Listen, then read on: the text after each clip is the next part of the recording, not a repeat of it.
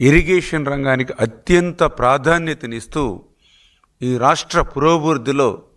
తమ వంతు పాత్ర పోషించినటువంటి విషయం మీ అందరికీ తెలుసు.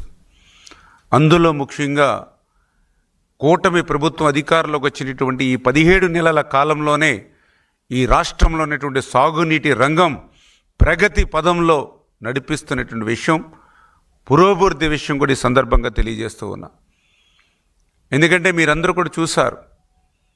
అధికారంలోకి వచ్చినటువంటి 6 నెలల్లోనే సాగునీటి రంగ వ్యవస్థను ప్రక్షాళన చేయాలనే ఉద్దేశంతో, సాగునీటి పనుల్లో రైతులకి భాగస్వామ్యం కల్పించాలనే ఆలోచనతో 5 సంవత్సరాలు నిర్వీర్యమైపోయి రద్దు చేయబడినటువంటి సాగునీటి సంఘ ఎన్నికలను సమర్థవంతంగా నిర్వహించి ఈవేళ రైతులకి ఇరిగేషన్లోను వ్యవసాయ రంగంలోనూ ప్రాధాన్యత కల్పించిన విషయాన్ని సందర్భంగా గుర్తు చేస్తూ ఉన్నా. అదేవిధంగా వేల కోట్ల రూపాయలు వెచ్చించి నిర్మాణం చేసినటువంటి ప్రాజెక్టులు కానీ, రిజర్వాయర్లు కానీ, డ్యాములు కానీ, వాటి యొక్క మెయింటెనెన్స్ సంబంధించినటువంటి పనులు చేయకపోతే వేల కోట్ల రూపాయలు నిరుపయోగం అయిపోతాయనేటువంటి పరిస్థితి మనందరికీ తెలుసు. కానీ గత 5 సంవత్సరాల వైసీపీ పాలనలో ఆ యొక్క ప్రాజెక్టులు కానీ, డ్యాములు కానీ, రిజర్వాయర్లు కానీ వాటి రిపేర్లు మాట అటుంచి కనీసం గ్రీజు పెట్టి మెయింటెనెన్స్ పనులు కూడా చేయనటువంటి పరిస్థితి మనందరం కూడా చూసాం. అందుకే ఒక పులిచింతల గేట్ కొట్టుకుపోయినా, ఒక మరి ఏదైతే ఫించా డ్యాము కొట్టుకుపోయినా, అన్నమయ్య డ్యాము మరి కొట్టుకుపోయి ఆ రోజు ఊర్లు తుడిచిపెట్టుకుపోయి 42 మంది చనిపోయిన, గుండ్లగమ్మ గేట్లు కొట్టుకుపోయినా, ఇటువంటి పరిస్థితులన్నీ కూడా 5 సంవత్సరాల పాలనలో ఆ రోజు మనందరం చూసినటువంటి స్థితిలో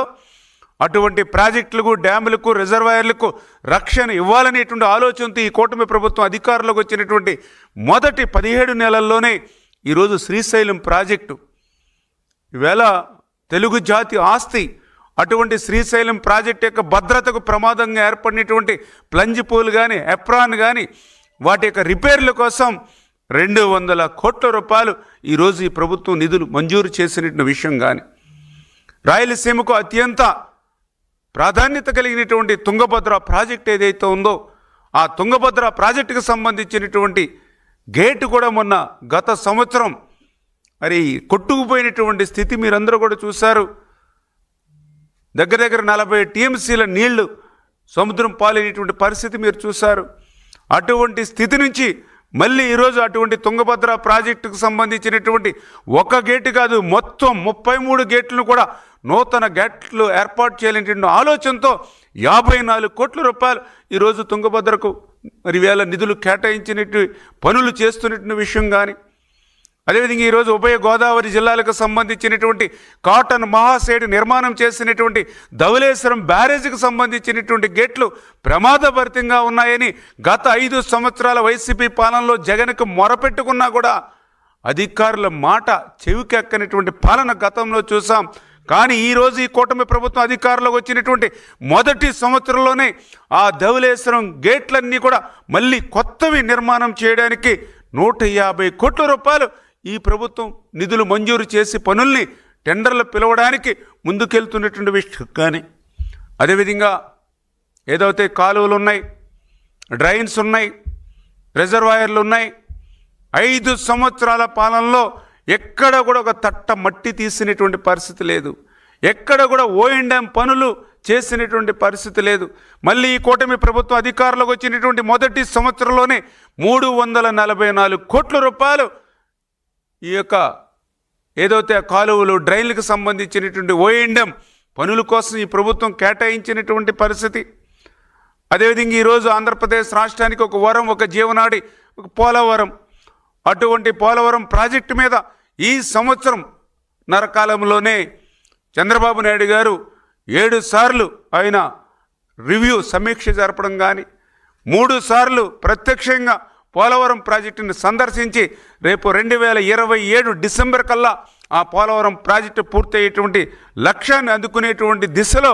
ఈరోజు పోలవరం ప్రాజెక్టు పనులు పురోభివృద్ధి సాధిస్తున్నటువంటి విషయం. ఆ పోలవరం ప్రాజెక్టుకి భూములు, ఇళ్ళు త్యాగం చేసినటువంటి నిర్వాసితులు గత 5 సంవత్సరాల వైసీపీ పాలనలో ఒక్క రూపాయి కూడా వాళ్ళకి ఇచ్చినటువంటి పరిస్థితి లేదు. కానీ ఈ కూటమి ప్రభుత్వం అధికారంలోకి వచ్చినటువంటి ఈ 16-17 నెలల కాలంలోనే మొన్న సంక్రాంతికి 900 కోట్ల రూపాయలు, మొన్న దీపావళికి 1000 కోట్ల రూపాయలు, ఒక్క సంవత్సరం కాలంలోనే 1900 కోట్ల రూపాయలు ఈ యొక్క కూటమి ప్రభుత్వం ఆ నిర్వాసితులకు కూడా ఈ యొక్క సాయం అందించినటువంటి పరిస్థితి కూడా మనందరం కూడా చూసాం. అంతకు మించి పోలవరం లెఫ్ట్ మెయిన్ కెనాల్ ఏదైతే ఉందో అటువంటి పోలవరం లెఫ్ట్ మెయిన్ కెనాల్ని పూర్తి చేస్తే ఉత్తరాంధ్రకు సాగునీరు అందొచ్చు, విశాఖపట్నానికి మరి త్రాగునీరు అందించవచ్చు, స్టీల్ ప్లాంట్కి నీరు సౌకర్యాన్ని విస్తృతపరచవచ్చు అనేటువంటి ఆలోచనతో ఈ కూటమి ప్రభుత్వం అధికారంలోకి వచ్చినటువంటి మొదటి సంవత్సరంలోనే 1350 కోట్ల రూపాయలకు ఆ లెఫ్ట్ మెయిన్ కెనాల్కి సంబంధించిన పనులకు శ్రీకారం చుట్టి దగ్గర 800 కోట్ల రూపాయల వరకు ఈ సంవత్సరం మొదటి సంవత్సరం కాలంలోనే పనుల్ని పూర్తి చేస్తూ ఉన్నాము అని అంటే ఉత్తరాంధ్రకు నీళ్లు అందించాలనేటువంటి ముఖ్యమంత్రి చంద్రబాబు నాయుడు గారి యొక్క సంకల్పం ఈ సంవత్సరం కాలంలోనే. ఎందుకంటే గత 5 సంవత్సరాల కాలంలో ఉత్తరాంధ్రకు సంబంధించినటువంటి ఈ లెఫ్ట్ మెయిన్ కెనాల్ ఏదైతే ఉందో ఒక్క రూపాయి, ఒక్క తట్టమట్టి కూడా పెట్టినటువంటి పరిస్థితి లేనిటువంటి స్థితిలో ఈ ప్రభుత్వం వచ్చినటువంటి మొదటి సంవత్సరంలోనే 1350 కోట్ల రూపాయలు వెచ్చించి అందులో దగ్గర 700-800 కోట్ల రూపాయల పనులు పూర్తి చేశామని అంటే ఉత్తరాంధ్రకు పోలవరం వరద నీరు తీసుకెళ్లాలనేటువంటి చంద్రబాబు నాయుడు గారి యొక్క సంకల్పం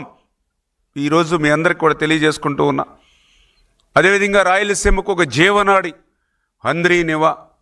5 సంవత్సరాల జగన్మోహన్ రెడ్డి పాలనలో నేను రాయలసీమ బిడ్డ అని చెప్పుకోవడమే తప్ప నాకు తెలుసుండి ఏ ముఖ్యమంత్రి చేయనిటువంటి ద్రోహం దగ జగన్మోహన్ రెడ్డి రాయలసీమకు చేశాడు. దానికి ఉదాహరణే హంద్రీ నివా. 5 సంవత్సరాల్లో ఒక్క తట్ట మట్టి పని చేయాల, ఒక్క అరబస్తా సిమెంట్ పెట్టల, ఒక్క రూపాయి విడుదల చేయాల. ఆఖరికి 5 సంవత్సరాల్లో వాడుకున్నటువంటి కరెంటు మోటార్ల సంబంధించినటువంటి బిల్లులు కూడా ఎగ్గొట్టి వెళ్ళిపోయినటువంటి పరిస్థితి గత పాలనలో జగన్మోహన్ రెడ్డిది. కానీ ఈ కూటమి ప్రభుత్వం అధికారంలోకి వచ్చినటువంటి మొదటి సంవత్సరంలోనే హంద్రీ నివాకు 3860 కోట్ల రూపాయలు ఈరోజు హంద్రీ నివాకు వెచ్చించి హంద్రీ నివా పనులు 5 సంవత్సరాల్లో మీరు చేయలేనిటువంటి పనిని ఒక్క సంవత్సరంలోనే చేసి చూపించి 738వ కిలోమీటర్ వరకు కూడా కృష్ణా జలాలను హంద్రీ నివా ద్వారా తీసుకెళ్ళి ఈవేళ చెరువులన్నీ కూడా వేసవి కాలంలో కూడా మండు వేసవిలో కూడా రాయలసీమలో జలాశయాలన్నీ కూడా జలకలతో ఉట్టిపడుతూ ఉంటే ఈవేళ రాయలసీమలో ఉన్నటువంటి ప్రజలు చెప్తూ ఉన్నారు, ఆ రోజు శ్రీకృష్ణదేవరాయల పరిపాలనా కాలంలో మా తటాకాలన్నీ కూడా కలకల్లాడుతూ ఉండేవి జలకలతో. మళ్ళీ ఈరోజు చంద్రబాబు నాయుడు గారి పాలనలోనే అటువంటి జలకల మా జలాశయాల్లో చూస్తున్నామని ఈరోజు రాయలసీమ వాసులు, రాయలసీమ బిడ్డలు, ఆడబిడ్డలు సైతం